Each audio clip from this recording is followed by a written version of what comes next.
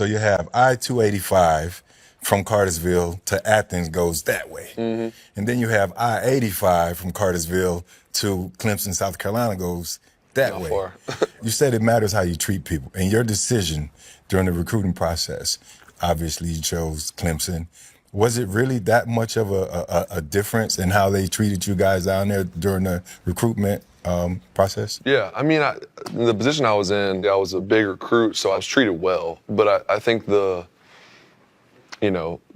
underlying, the beliefs, the way the two programs kind of went about their business, the way they carried themselves, I think they were a little bit different. I had a great relationship with Coach Smart.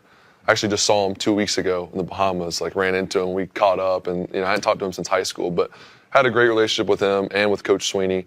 What it came down to for me was just the people, the rest of the people, everybody. All in all, I felt like at the time, and who knows, Georgia's obviously built something special, so it's worked for him. But I felt like at the time, to go with who I am and the way I kind of wanted my career to go, and especially the people I wanted to surround myself with, I felt like Clemson was the right place for me. And it's interesting you ask, because I think that goes back into my faith journey as well. I think God He kind of orchestrated my steps before I knew it, because when I was deciding, I felt really good about both schools.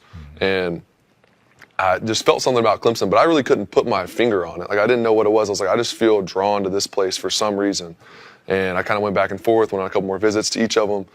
And then it's like, all right, I'm choosing Clemson, I'm going with it. And looking back now, and the friends that I have in my life, the influential people that I've met that have just really helped me become who I am. It's cool looking back on what could have been if I went to Georgia. How would that have been different? How would I be different? I don't know the answer to that question, but I think it's cool to see how that was all kind of orchestrated. I think I know a bit of the answer. It's the answer is Deshaun Watson.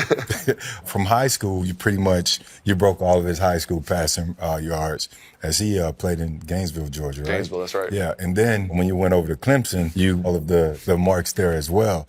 When the last time you seen Deshaun? Have you seen him in a while? We played the Browns in the preseason, so that was the last time I saw him. Right. So, yeah. Did he tell you, stop following me? Even to the AFC South, you're breaking my records, you broke my records in school.